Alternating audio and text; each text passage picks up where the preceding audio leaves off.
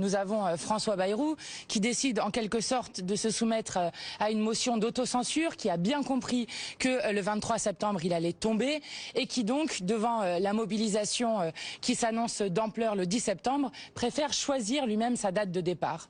Ce qui est très impressionnant dans ce que le Premier ministre dit, c'est qu'il décrit une situation catastrophique qui est en fait le bilan de 8 ans de politique d'Emmanuel Macron et qui étrille le bilan qu'a fait Emmanuel Macron et les politiques des gouvernements successifs en proposant de continuer toujours la même politique qui mènera encore à davantage de désastres, en proposant de faire payer au peuple les cadeaux qui ont été faits aux plus riches et aux multinationales.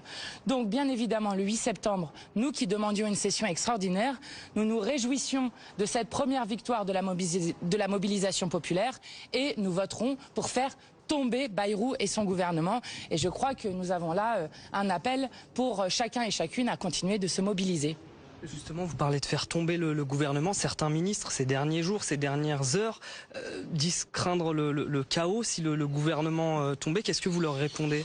Je crois que le chaos, c'est de laisser la politique macroniste continuer. Vous avez vu aujourd'hui que 84% des Français refusent que l'on supprime 2 jours fériés. Je rappelle que supprimer 2 jours fériés non payés sur l'ensemble d'une carrière pour quelqu'un, c'est 86 jours, donc un trimestre non payé. Voilà ce que propose le gouvernement Bayrou, de s'en prendre évidemment aux retraités, de s'en prendre aux malades, de s'en prendre aux chômeurs, de s'en prendre aux salariés. Et il en est évidemment hors de question. Donc plutôt qu'un chaos, c'est justement remettre les choses en ordre, c'est-à-dire faire partir un gouvernement qui est illégitime et qui n'aurait jamais dû pouvoir gouverner pendant 8 mois.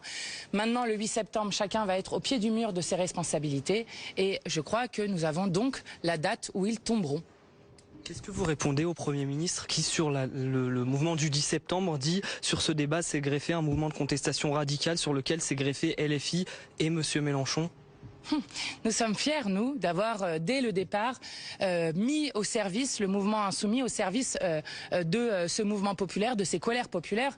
Et j'ai vu hier que François Bayrou, dans une interview, utilisait une image qu'à mon avis, il n'a pas bien pensé, puisque il disait, c'est comme dans Astérix et Obélix Mission Cléopâtre, où vous avez des gens qui disent pas content, pas content. Or, il se trouve que si certains connaissent Astérix et Obélix, ce sont les esclaves qui ne cessaient de se faire fouetter lorsqu'ils devaient travailler extrêmement rapidement, qui du coup bloquaient tout et ont même obtenu gain de cause sur leurs revendications.